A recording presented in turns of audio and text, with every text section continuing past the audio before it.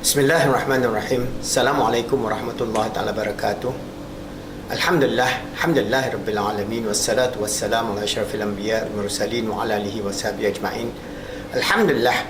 So I have explained to you about this dichotomy, this that we are facing now, where we have one set of scientists saying that we are mechanical being, consciousness coming from the brain, and now there are a group of scientists, psychiatrists, professors from top universities all over the world working out on this non-material aspect of our existence, that we are beyond the brain. Consciousness is beyond the brain. So I'm going to show you one project by this group of scientists that they have this non-material understanding of the nature of existence, and they call it the Thunderbolt Project. You can go to the Thunderbolt Project. They have uploaded lots of videos. These are one of the videos in which succinctly it explained the Islamic worldview. Very surprising. These are non-Muslims doing research on the nature of existence and the nature of consciousness, and they have developed this understanding, as I mentioned to you, but they are using very fundamental basic tools in contact with the spiritual realm, which for Muslims we see this is very simple, easily can be done. They use medium and clairvoyant and so on, but basically it's good. At least they are starting. But we have a greater spiritual model in which we can describe of the nature of connection, which inshallah at a later stage I'll explain to you how this idea of our connection in the physical world to the spiritual world has been outlined in terms of a structural process within the Deen of Islam. It's beautiful. Alright, so inshallah when we go forward, we will understand why this nature of consciousness, this whole philosophical idea of who we are, and is consciousness only in the brain or beyond the brain, can be resolved once and for all. And more scientists are embracing this new worldview that we are not just a mechanical being, but we are a spiritual being. So I'll just show you one video by our brother who is the professor of neuroscience, professor of psychiatry and so on. He's a fantastic man, all right, from the universities, and then they had this group working towards this understanding of consciousness is beyond the brain and consciousness lives beyond death. So inshallah you will see that 14 minutes video, and inshallah this can be transcribed, and then you can then later on when we transcribe this video, this can be part of our understanding of how we can develop Islamic psychology and positive Islamic cognitive behavior therapy based on understanding of our roh, our qalb, our akal, the three basic components, and our jasad. And our nafs is a totality of existence both in the spiritual realm as well as in the physical realm, and how this relate to the nature of our existence and the nature of consciousness, inshallah.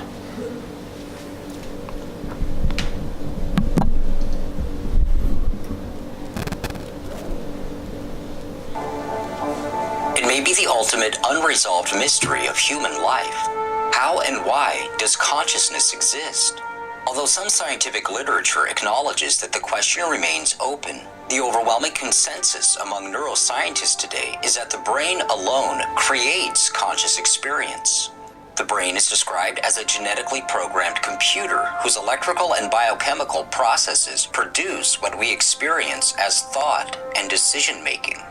It's therefore no surprise that science headlines today suggest that the experience of free will is merely an illusion, a byproduct of so-called background noise in the brain. In popular media, we are presented with a black and white dilemma. We must choose between reason and rationality, or superstition and blind faith. However, for decades, some acclaimed scientists around the world have conducted consciousness research that provides a very different picture. The evidence these researchers present suggests that the brain alone does not produce consciousness, but rather, the source and locus of consciousness is non-material. Some proponents of this burgeoning field now refer to it as post-materialist science. One of the most remarkable of these researchers is Dr. Gary Schwartz, professor of psychology, medicine, neurology, psychiatry, and surgery at the University of Arizona, and director of its Laboratory for Advances in Consciousness and Health. We asked Dr. Schwartz for his thoughts on the mystery of consciousness, beginning with the question, How did institutional science arrive at its current position, that the brain alone produces conscious experience? Conventional and contemporary neuroscientists, as a general rule, all believe, in fact, they assume, that the brain creates consciousness, that consciousness is a byproduct or side effect of brain function. And this is what's called the materialist perspective. It's the idea that reality is defined first and foremost in terms of matter, that it's only material things that exist, and therefore anything else that exists, such as consciousness and subjective experience, that by definition this has to be created by a material object, such as the brain. And so the assumption is, therefore, that anything that we think or do not only involves our brain, but requires our brain, and therefore, when our brain ceases to function, i.e., when it dies, our consciousness, quote, dies too, because it's dependent entirely on the brain. Now, that view, which is the current accepted view, in my opinion, and a group of other scientists' opinion, is wrong.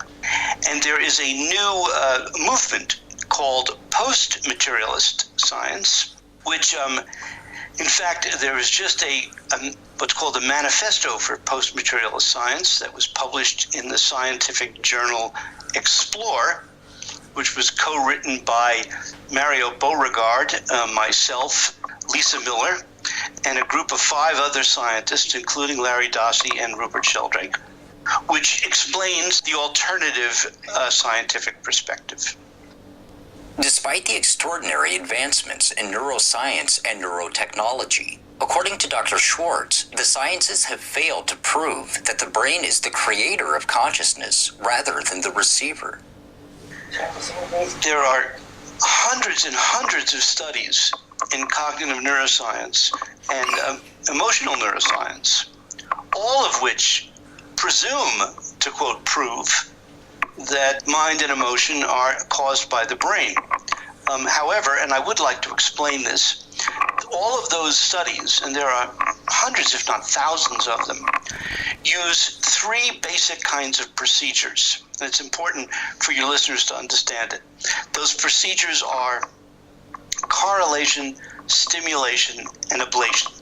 Now, what does that mean in plain English? Correlation means, for example, they'll put electrodes on the occipital cortex, then they will, let's say, shine a light and show that there's a change in brainwaves, typically a reduction in what's called the alpha frequency, alpha blocking, in the back of the head. Moreover, if a person imagines a light, you see a reduction in the alpha frequency in the back of the brain. So the first thing is we observe a correlation between conscious experience and brain function. Secondly, you could do stimulation. So, for example, you can, if the brain is exposed in surgery, you can literally use electrodes to stimulate the brain, which has been done. Or you can now use external stimulators, so using a magnetism, focused magnetism, to stimulate portions of the brain. And if you stimulate the occipital cortex, people will report seeing lights. Also, you can do what's called ablation. Now, typically, we wouldn't do that purposely in humans. You would do that in animals. But there are natural ablations, either due to unfortunate accidents or diseases, strokes, where particular areas of the occipital cortex are damaged. And you will find decrements, or if not blindness, in selective regions of one's visual perception. So those 3 factors, correlation, stimulation, and ablation, triangulate. They all point to the idea that the brain is creating consciousness. Now, why is that not sufficient to conclude that the brain causes consciousness? And the reason is really very simple. And I actually learned this when I was in high school and then started out my undergraduate education in electrical engineering.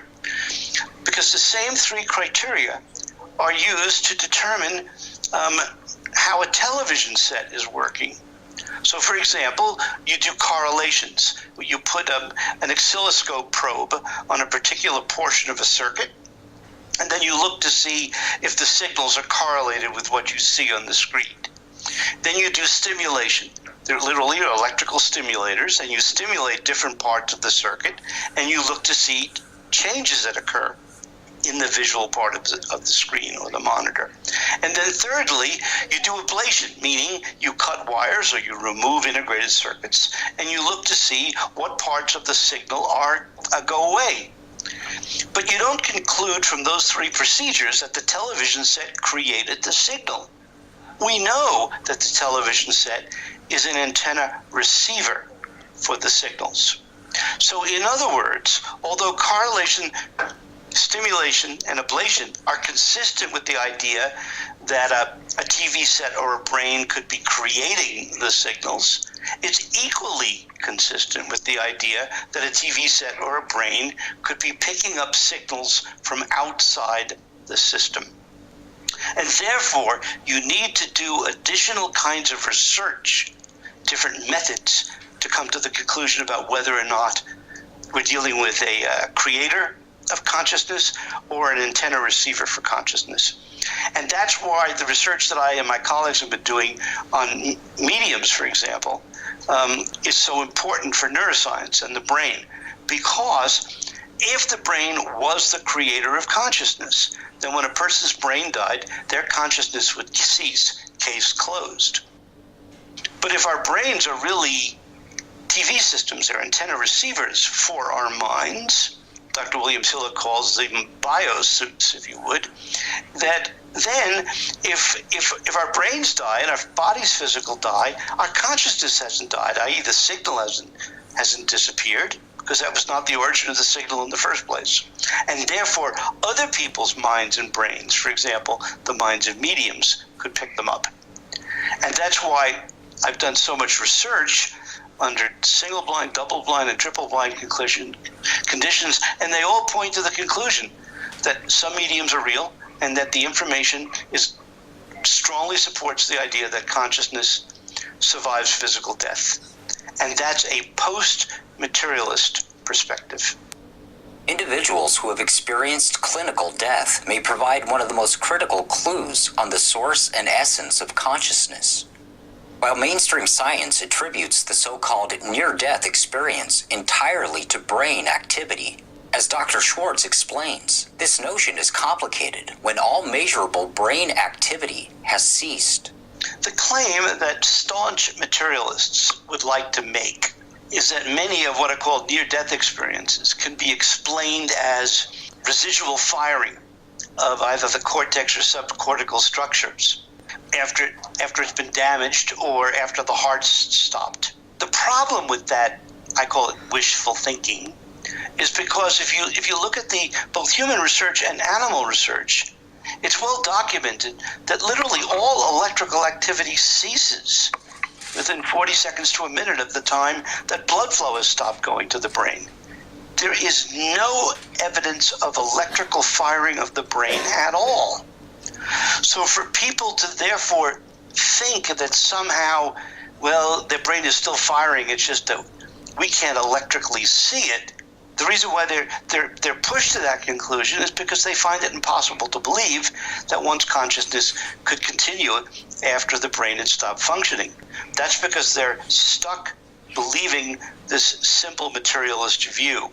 Now, those people have not thought through the issue of the fact that neuroscience methods, correlation, stimulation, and ablation, do not prove the conclusion that the brain creates consciousness any more than correlation, stimulation, and ablation would conclude that a television set created the TV signals. They don't understand that core logic.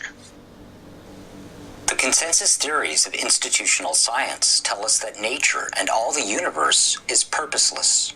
What is institutional science contributing to humankind in our quest for personal and collective identity and meaning? At a surface level, the material approach to science, if anything, is taking it away. It sees the universe as a material, cold, thoughtless, feelingless, loveless place for which there is no meaning or purpose. It's sort of order that's derived from chance, and it's just one of an infinite number of possible universes. and that our ability to have meaning and to have subjective experiences is really a byproduct or a side effect of the evolution of matter, which is mostly driven by random processes.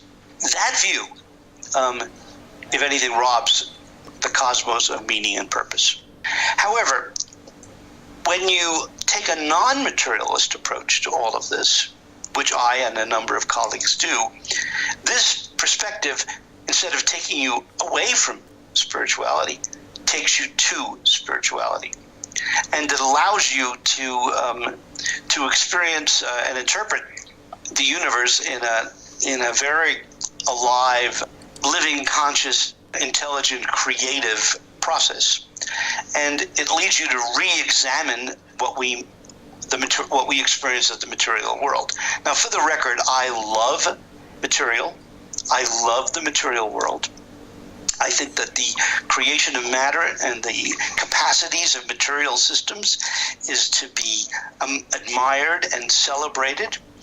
And I think that there are principles that material systems show which actually reveal the deep intentions and meaning to a universal consciousness, a universal mind.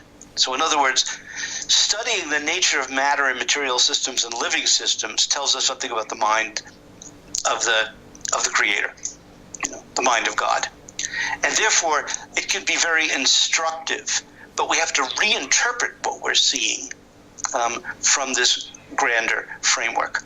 So post-materialism does not throw out discoveries of material science, quite the contrary. It celebrates them. But what it does is it says we need to interpret them from a greater reality. So just like quantum physics and relativity theory was a bigger theory and included aspects of, for example, Newtonian physics and Newtonian theory as being a more special, limited case of a grander theory, post-materialist theory will be an expanded vision for which the material model becomes a more limited or special case of the bigger theory.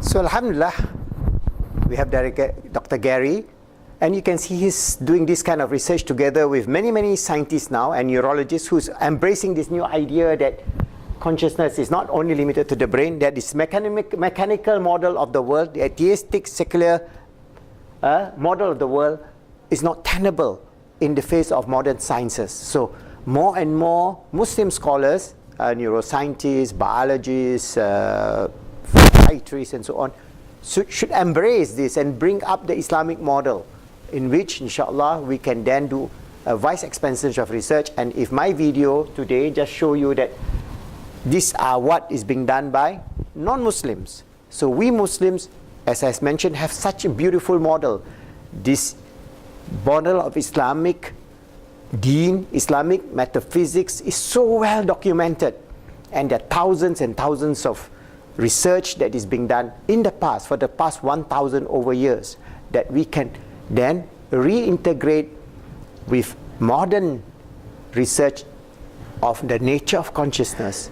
And from then, inshallah, we would come to the conclusion of the grandeur of Allah.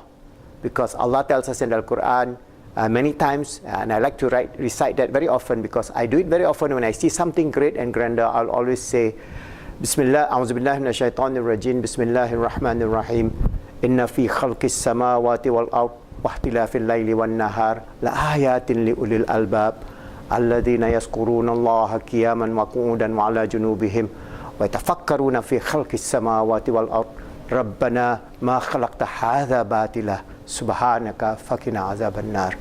Ya Allah, you have not created this whole universe, my very existence, your very existence in vain, but we have a purpose and meaning. Guide us, Ya Allah, to understand this purpose and meaning and submit to you and receive your grace, your mercy, your compassion and love, and let us live in love, in abundance, to the way that you have ordained upon your beloved Sayyidina Muhammad sallallahu alaihi wasallam and all those who has carried this deen to this day, inshallah.